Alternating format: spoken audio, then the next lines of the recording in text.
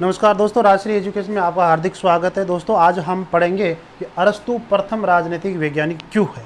ठीक है, अरस्तु को सबसे पहले किसने ये कहा कि ये प्रथम राजनीतिक वैज्ञानिक है, या फिर हम ये कह सकते हैं कि राजनीतिक विज्ञान का राजनीतिक विज्ञान का जनक। तो दोस्तों याद रखना, अरस्तु को राजनीतिक विज्ञान का जनक कहने वाला कौन था? मैक्सी। कौन था दोस्तों? मैक्सी। ठीक है, अब देखते हैं कि मैक्सी ने ऐसा इसको क्यों कहा कि राजनीतिक विज्ञान का जनक है। वो कारण देखते हैं दोस्तों। ठीक है, पहला कारण देखते हैं कि वैज्ञानिक पद्धति। पहला कारण देखते हैं वैज्ञानिक पद्धति। वैज्ञानिक पद्धति दोस्तों, अरस्तु ने जो विचार दिया उसको एक विज्ञान की तरह से क्रमबद्ध रूप से पेश करने की कोशिश की है। ठीक है, और चाहे वह राज्य की उत्पत्ति से संबंधित विचार हो, चाहे वह राज्य की नागरिकता से संबंधित विचार हो, ठीक है, या फिर राज्य का उन्होंने बहुत सारे संविधानों का 158 संविधानों का जो अध्ययन किया वो देखो। ठीक है, एक क्रमबद्ध तरीके से उन्होंने संविधानों का अध्ययन किया। तो हम ये कह सकते हैं कि उसने अपने विचारों के अंदर, अपने राजनीतिक दर्शन के अंदर सबसे पहले जिस विधि का उसने प्रयोग किया था वह है वैज्ञानिक पद्धति। ठीक है, पहला कारण तो ये हो गया। दूसरा कारण है कि उसने राजनीति को नीति शास्त्र से अलग किया। राजनीति को नीति शास्त्र से पृथक किया। दोस्तों प्लेटो ने जहां राजनीति को नीति शास्त्र को सम्मिलित किया, यानी कि प्लेटो ने राजनीति और नीति शास्त्र को सम्मिलित करने की बात की, और अरस्तु ने राजनीति से नीति शास्त्र को अलग करने की, पृथक करने की बात की। ये तो वही बात हो गई जिस प्रकार से हमारे गांधी जी, महात्मा गांधी जी थे, हमारे राष्ट्रपिता महात्मा गांधी जी थे। उन्होंने कहा था कि राजनीति के अंदर नैतिकता और आध्यात्मिकता सम्मिलित होनी चाहिए, यानी कि राजनीति नैतिकता और आध्यात्मिकता के बिना नहीं चल सकती है। यानी कि महात्मा गांधी के अकॉर्डिंग क्या है कि राजनीति और नैतिकता, आध्यात्मिकता सब सम्मिलित की गई है, जबकि हमारे अरस्तु के अकॉर्डिंग क्या है दोस्तों? राजनीति पूर्ण रूप से नैतिक और आध्यात्मिकता से पृथक करने की बात की है। और यही बात बाद में मैकियावेली ने भी यही कहा था कि राजनीति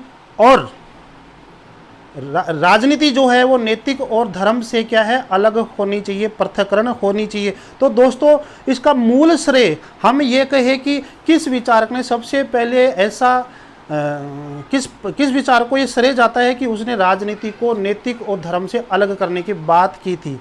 तो श्रेय की बात है, एक जनक की बात है, वह तो है मैकियावेली, लेकिन इसकी शुरुआत कहाँ से हो गई थी? अरस्तु से हो गई थी। ठीक है दोस्तों, तो इस तरह से भी ये है। आगे बात करते हैं कि कानून की संप्रभुता। तीसरा है कानून की संप्रभुता। दोस्तों इस कानून की संप्रभुता के कारण भी अरस्तु को राजनीति विज्ञान का जनक कहा जाता है। दोस्तों इसने क्या किया कि कानून ही क्या है, सर्वोपरि है। जैसे प्लेटो ने कहा था कि कानून की सर्वोच्चता पर बल दिया था, न कि संविधान की सर्वोच्चता पर। तो वही बात कौन कह रहा है? अरस्तु कर रहा है। तो अरस्तु ने भी कानून की सर्वोच्चता को पर बल दिया है, अर्थात कानून ही संप्रभु है। इसके कारण भी ये क्या है, राजनीति विज्ञान का जनक है। दोस्तों अगला कारण देखते हैं 4 नंबर का, तुलनात्मक पद्धति। तुलनात्मक पद्धति दोस्तों आपको पता होना चाहिए कि अरस्तु ने कितने देशों का संविधानों का उसने अध्ययन किया? 158। कितना दोस्तों? 158, 158 देशों का उसने क्या किया? संविधान। 158 देशों के संविधानों का उसने अध्ययन किया। और अध्ययन कैसे किया? क्रमबद्ध रूप से। तो वो चीज़ तो किस में लेंगे? वैज्ञानिक पद्धति के अंदर। लेकिन क्रमबद्ध रूप के साथ साथ उसने तुलना भी की कि इस संविधान में क्या है, उस संविधान में क्या है। ठीक है दोस्तों, और उसी के बाद में तो वह अपने संविधान संबंधी विचार देता है। तो दोस्तों ये है तुलनात्मक पद्धति। 158 देशों का उसने क्या किया?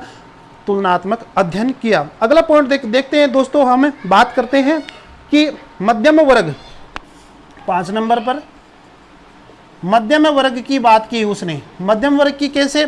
कि अरस्तु ने अपने सर्वश्रेष्ठ संविधान के बारे में बताया कि अरस्तु ने बताया कि सर्वश्रेष्ठ संविधान क्या है। तो अरस्तु के अकॉर्डिंग सर्वश्रेष्ठ संविधान कौन सा है दोस्तों? संयंत्र तंत्र। कौन सा है? संयंत्र तंत्र। और संयंत्र तंत्र में बात की कि संयंत्र तंत्र जिसको वह पॉलिटी नाम देता है दोस्तों, पॉलिटी, ठीक है। और ये पॉलिटी है वो सर्वश्रेष्ठ संविधान है। और इसी के अंदर क्या है कि लोग कैसे होते हैं? न तो ज़्यादा क्या होते हैं? अमीर होते हैं, और न ही ज़्यादा क्या होते हैं? गरीब होते हैं। अर्थात ये कैसा होता है?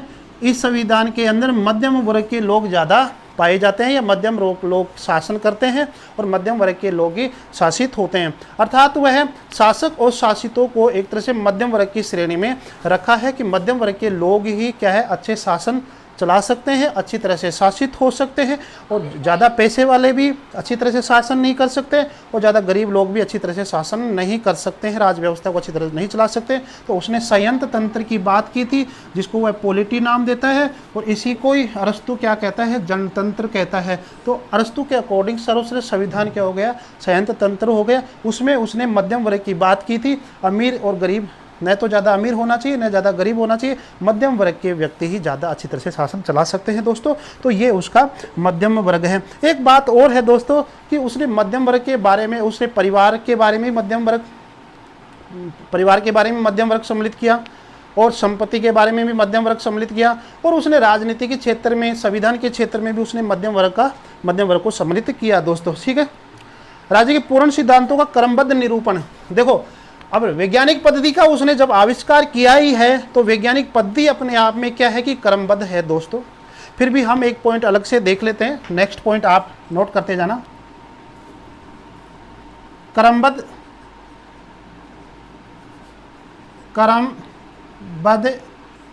वर्गीकरण, ठीक है दोस्तों। क्रमबद्ध वर्गीकरण किसका? राज्य की उत्पत्ति से संबंधित सिद्धांत, राज्य में नागरिकता से संबंधित विचार, ठीक है, किस प्रकार से कानून बनेंगे उसके, दास प्रथा के विचार, ठीक है, शिक्षा से संबंधित विचार। तो ये जो क्रमबद्ध विचार है राज्य के बारे में उसने जो क्रमबद्ध विचार दिए, हम उसी को कह सकते हैं कि उसने क्रमबद्ध तरीके से उसने राज्य के सिद्धांतों का वर्गीकरण किया। वैसे ये वैज्ञानिक पद्धति के अंदर आ जाते हैं, लेकिन फिर भी हम देख सकते हैं कि अरस्तु ने कहीं ना कहीं अपने विचारों को क्रमबद्ध तरीके से पेश करने की कोशिश की है दोस्तों। आगे बात करते हैं नागरिकता संबंधी विचार। नागरिकता संबंधी विचार, आज दुनिया के सभी देशों में नागरिकता शब्द है। नागरिकता कहीं ना कहीं प्रासंगिक है। नागरिकता रहेगी तब भी तो उस देश के वो नागरिक रहेंगे दोस्तों। तो अरस्तु ने नागरिकता शब्द का प्रयोग किया था। तो अरस्तु के अकॉर्डिंग नागरिक कौन है दोस्तों? अरस्तु के अकॉर्डिंग जो नागरिक है तो कौन है? जो व्यक्ति दोस्तों न्यायिक क्षेत्र में और कौन से में? राजनीतिक क्षेत्र में, जिसको अपन ऐसे कह सकते हैं कि प्रशासनिक क्षेत्र में। अर्थात अरस्तु के अकॉर्डिंग नागरिक कौन है? जो व्यक्ति न्यायिक क्षेत्र में काम कर रहा है और राजनीति के क्षेत्र में काम कर रहा है, या हम कह सके व्यवस्थापिका में काम कर रहा है, वह व्यक्ति क्या कहलाता है? नागरिक कहलाते हैं। बाकी के सभी लोग जो उत्पादक वर्ग में है, किसान है, कृषक है, ये सब लोग नागरिक नहीं होते हैं। हालांकि उस राज्य में अरस्तु के अकॉर्डिंग राज्य में जरूर रहेंगे, लेकिन इनको नागरिकता नहीं दी जाएगी। और जब नागरिकता नहीं दी जा रही है तो इसको मतलब उनको नागरिक नहीं माना गया है, वो राज्य में जरूर रहते हैं। ठीक है दोस्तों, तो आप समझ गए होंगे कि नागरिकता का उसने कॉन्सेप्ट दिया, तो वह कॉन्सेप्ट कहीं ना कहीं देशों के अंदर आज वर्तमान में चल रहा है, इसलिए वह राजनीतिक वैज्ञानिक का जनक कहलाता है अरस्तु। शिक्षा का सिद्धांत देखें, अगला पॉइंट, शिक्षा का सिद्धांत। दोस्तों प्लेटो और अरस्तु दोनों ही क्या है कि शिक्षा को राज्य के नियंत्रण में माना है। जहां प्लेटो ने 35 वर्ष की सैद्धांतिक शिक्षा की बात की थी, और वहीं हमारे अरस्तु जो है 21 वर्ष की सैद्धांतिक शिक्षा की बात की थी, अर्थात स्कूली शिक्षा, जिसको अपन औपचारिक शिक्षा के नाम से जानते हैं। तो प्लेटो के अकॉर्डिंग 35 वर्ष और अरस्तु के अकॉर्डिंग 21 वर्ष की शिक्षा होनी चाहिए, वो भी कैसे? राज्य के नियंत्रण में। तो दोस्तों आज देखा जाए वर्तमान के अंदर जो शिक्षा दी जा रही है वो पूर्ण रूप से एक राज्य की ओर से, अर्थात एक देश की ओर से पूर्ण रूप से नियंत्रण में उस नियंत्रण में शिक्षा दी जाती है, उसका एक पाठ्यक्रम होता है, किताबें होती है, अलग अलग कक्षाएं होती है, तो ये पूर्ण तरह से राज्य के नियंत्रण में होती है। तो ये बात भी क्या है, प्रासंगिक है, इसके कारण भी क्या है, इसको राजनीति विज्ञान का जनक कहा जाता है। दोस्तों अगला पॉइंट बात करते हैं संविधान का अध्ययन। संविधान का अध्ययन दोस्तों पॉइंट है संविधान का अध्ययन। संविधान का अध्ययन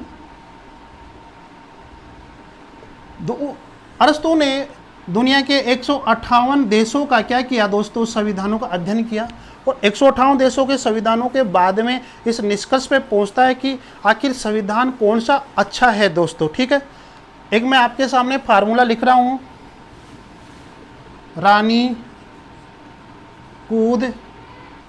कूद संयम से लोक में। देखो दोस्तों, रा का मतलब राजतंत्र,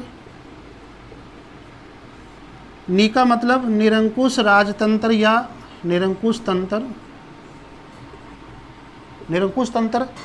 कु का मतलब हो गया दोस्तों कुलीन तंत्र, और धै का मतलब हो गया धनिक तंत्र। ठीक है दोस्तों, और सै का मतलब हो गया संयंत्र तंत्र,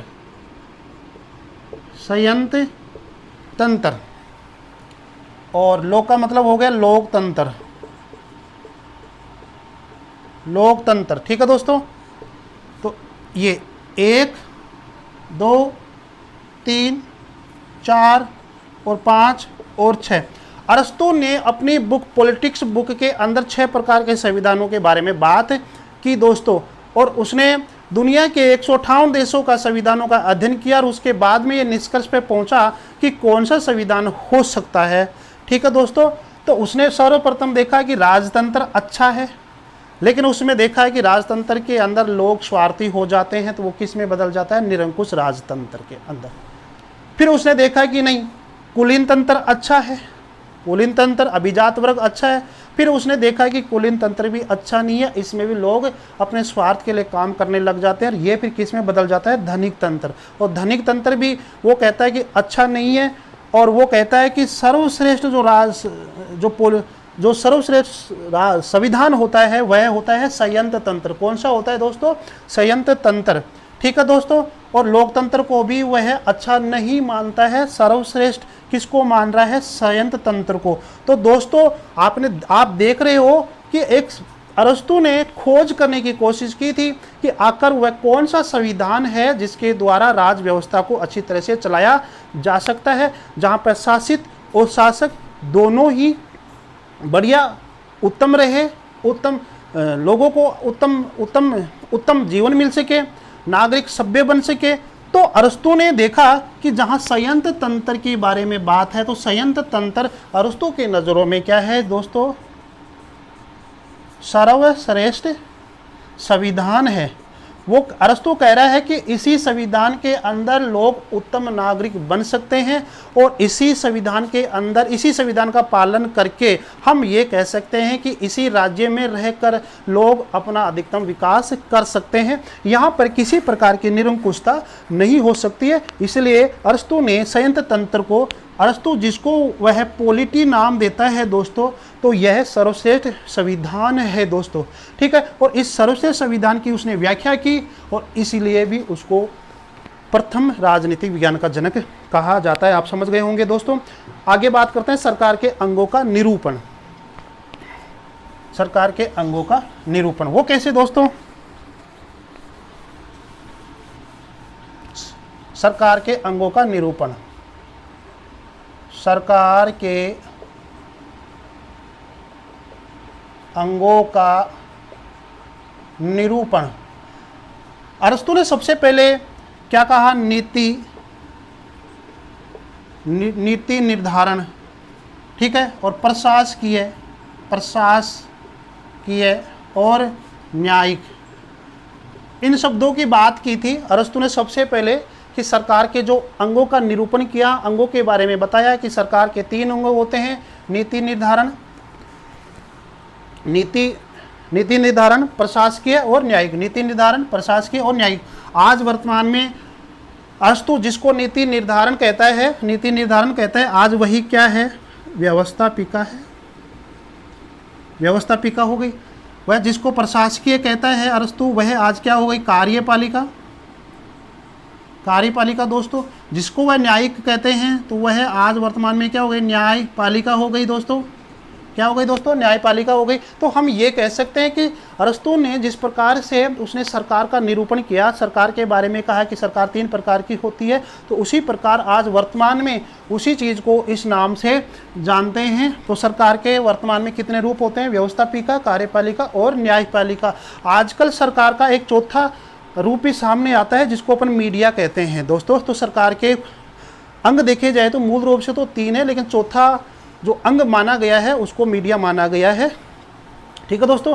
तो जिस प्रकार से अरस्तु ने ये सरकार का अंगों का निरूपण किया वो वर्तमान में आज कहीं ना कहीं क्या है, प्रासंगिक है। इसलिए भी क्या है, अरस्तु राजनीति विज्ञान का जनक माना जाता है दोस्तों। स्वतंत्रता और समानता, स्वतंत्रता और समानता। अरस्तु कहता है कि लोगों को स्वतंत्रता और समानता दी जानी चाहिए। स्वतंत्रता व समानता का कॉन्सेप्ट दिया था अरस्तु ने कि लोगों को स्वतंत्रता और समानता दी जानी चाहिए, और यदि ये नहीं रहेगी तो लोग अपनी आवश्यकता पूरी नहीं कर सकते हैं, अपने अधिकारों की बात नहीं कर सकते। तो ये भी इसकी भी वह बात करता है। आगे बात करते हैं दोस्तों। और राज्य का उद्देश्य,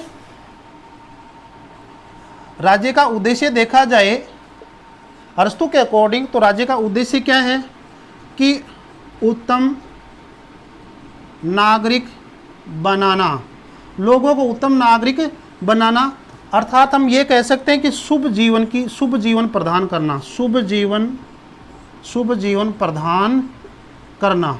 ठीक है, उत्तम नागरिक बनाना, या हम कह सकते हैं कि नागरिकों को शुभ जीवन उपलब्ध करवाना राज्य का यही मुख्य उद्देश्य है। तो आज भी वर्तमान में भी यही है कि राज्य का मुख्य उद्देश्य क्या है कि राज्य में रहने वाले जितने भी प्रजा है, जितने भी लोग हैं, उनको वे अच्छे नागरिक बन सके, उत्तम नागरिक बन सके, उनके जीवन में हमेशा खुशहाली आए दोस्तों। यही आज राज्य का उद्देश्य है, जैसा कि अरस्तु ने बताया था दोस्तों। ऐतिहासिक दृष्टिकोण, ऐतिहासिक दृष्टिकोण देखते हैं दोस्तों अरस्तु का।